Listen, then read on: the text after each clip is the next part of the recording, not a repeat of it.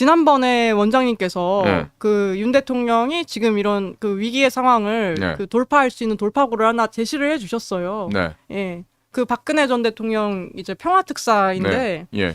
아 저는 이 내용이 예. 예전에도 여러 번 얘기를 해주셨지만은 그 네. 러우전에 지금 뭐 예. 북한군 뭐 갔다 만다 뭐 이런 얘기가 나오는 마당에 예. 더 좀 와닿더라고요. 무슨 방어용 무기를 보낼 게 아니고요. 예. 박근혜 대통령님을 네. 러시아 우크라이나 전쟁 종식을 위한 네. 평화 특사를 보내세요. 네. 제발 좀.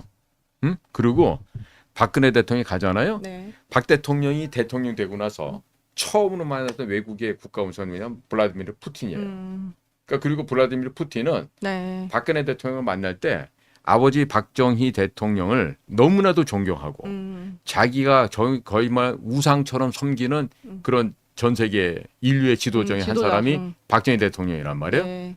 그분의 딸 아니야. 네. 그러니까 박근혜 대통령이 만약에 전쟁을 종식시켜달라고 찾아가잖아요. 무조건 된다니까 저건. 네. 그리고 윤석열 대통령이 사는 길이야 저게. 네. 에? 저 양반이 4년 9개월 동안 옥고를 치르면서 얼마나 속으로 이를 갈았겠어. 네. 어? 지금 박근혜 대통령 눈에 눈물이 얼마나 흘렀을까요?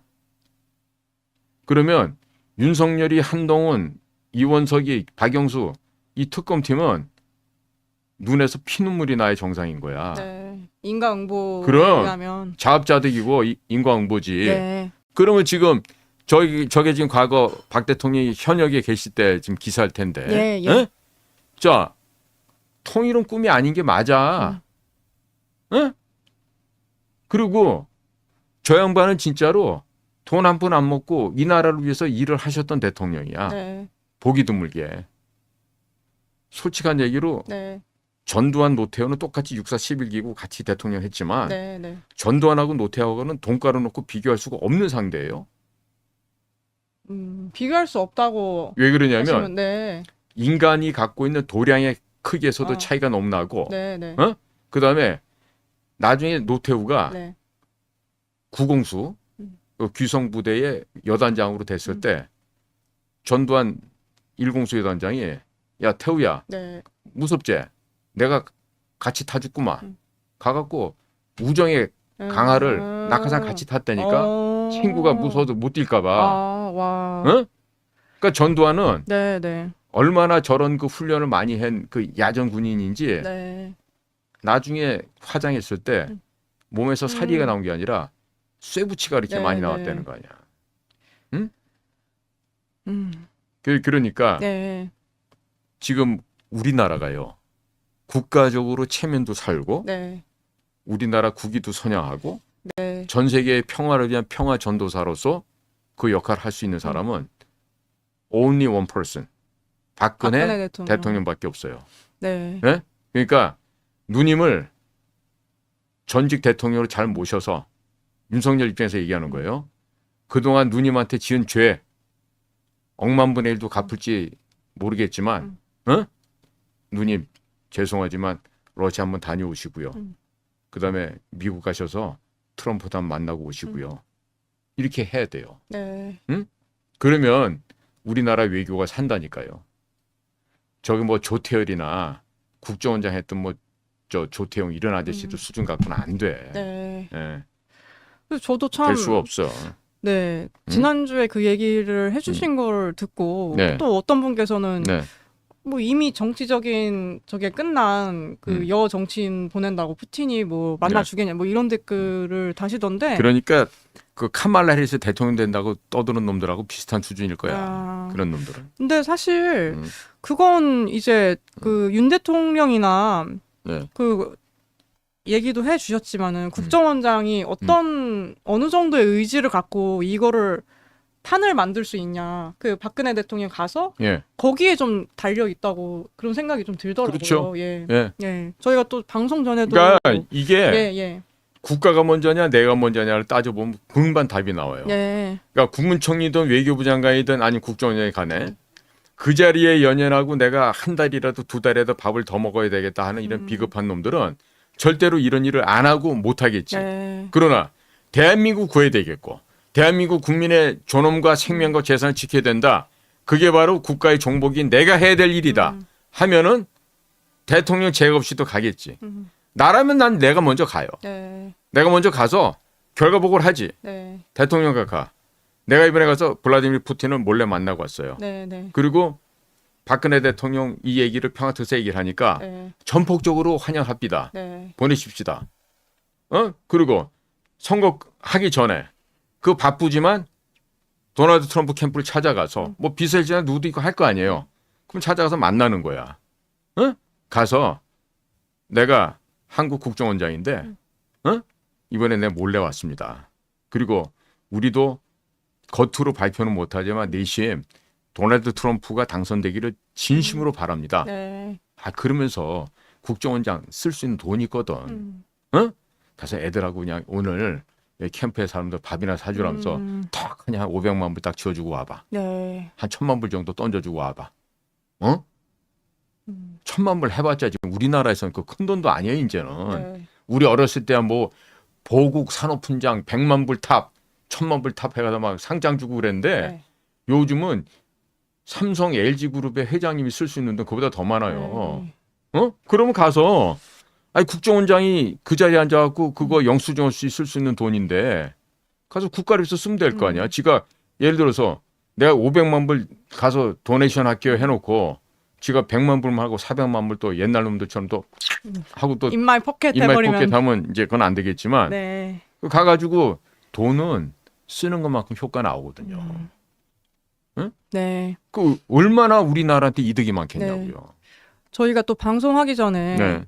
그 이런 얘기를 되게 좀 너무 희망회로 또는 황당한 얘기가 아니냐 이렇게 네. 좀 또 보시는 분들도 계시던데 네.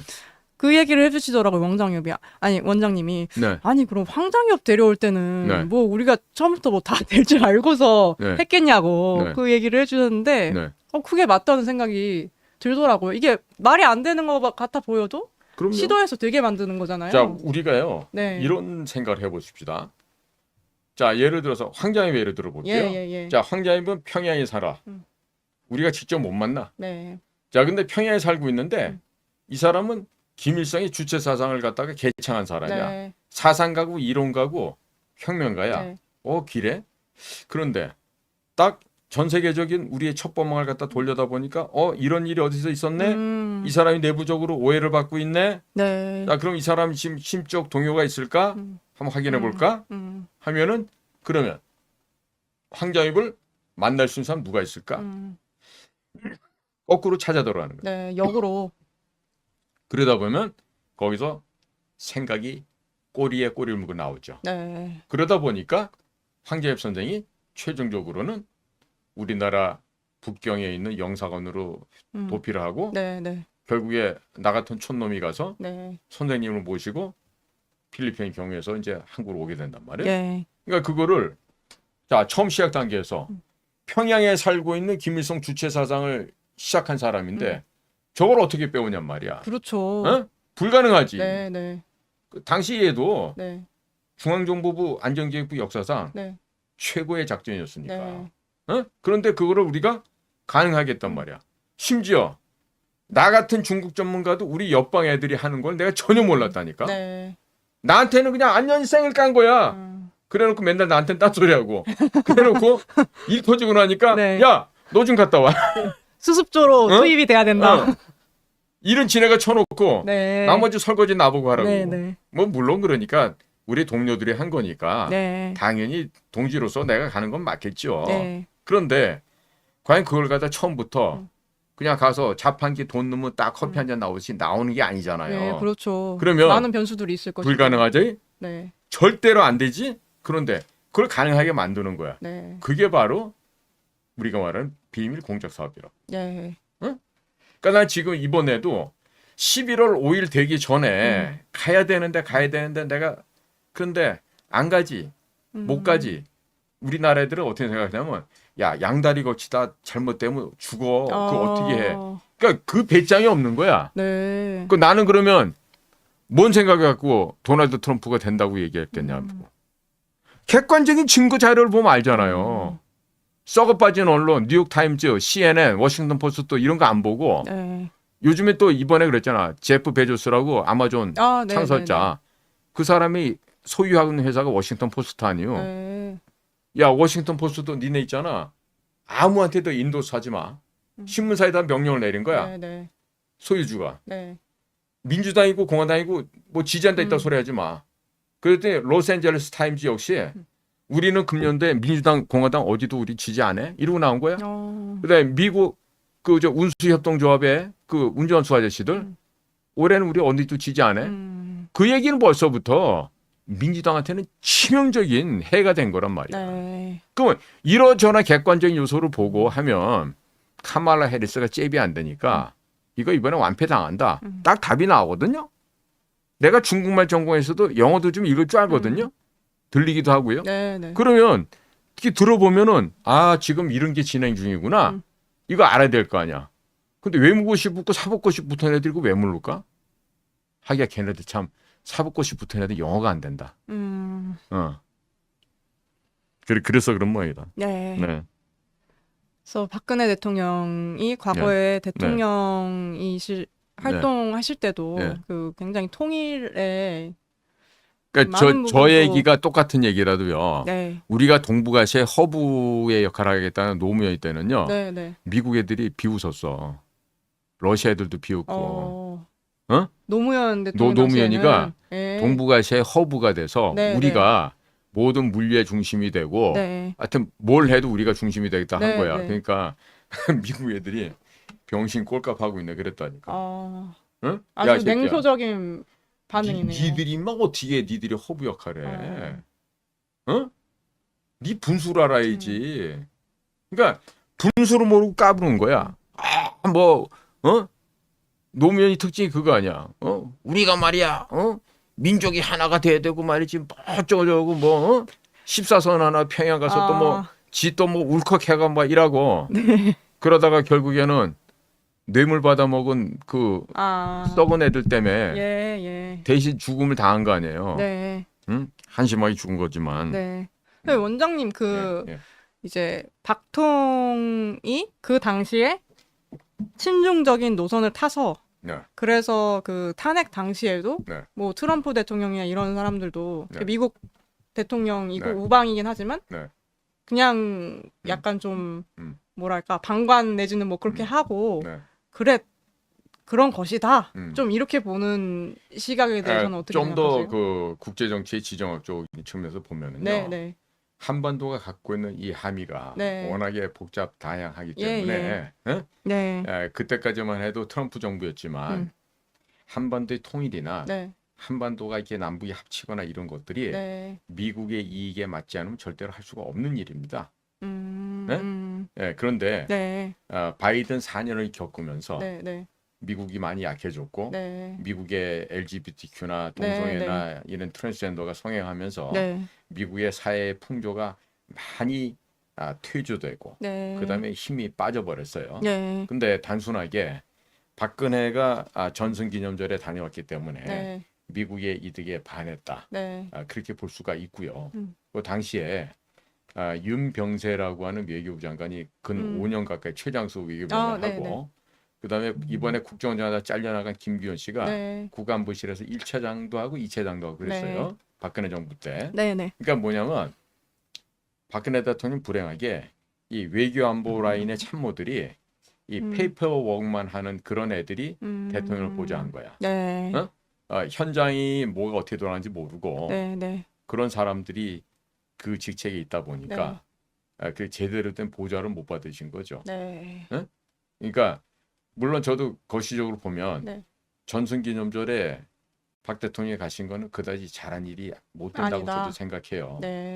그리고 저도 그 당시에 미국에서부터도 얘기도 듣고 가시면 안 되겠다는 얘기를 여러 군데 전달했지만 소용이 없었어요.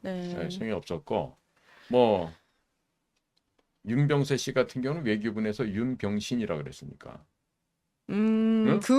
그거는 어떻게 하다가 그렇게 또 왜냐면 어떻게 질기가 뭐 박근혜 임기 내내 외교장을 했는데 그 뭐 특별한 재주가 있는 거지. 사실 업무적 능력은 없는 사람이었다 그래요. 외교부 애들 얘기 내부 들어봐도. 평가가. 예. 근데 이제 문재인이 되고 나니까 예. 외교부 애들 전부 다 이제 간땡이에 네. 간 경화증이 걸렸다는 거 아니야? 어? 간 경화증.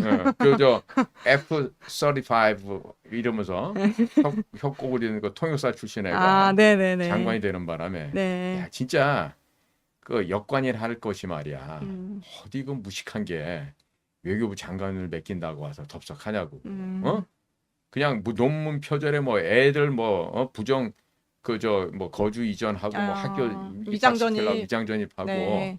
그렇게 추한 게 많으면 안 나와야 되는 거 아니야? 네. 그러니까 그냥 외교부 애들 전부 다 개 있는 동안에 간 경화증에 걸려갖고. 네. 근데 끝나고 나서 더 웃겨. ILO라고 국제노동기구라고 있는데 네. 거기 또 지가 또 의장하겠다고 꼴값을 떨고 또 나갔다 또 똑 떨어지고 네. 돈만 쓰고. 응? 그러니까 지금 뭐 웃기는 것들이 뭐 한둘이 아니죠 뭐.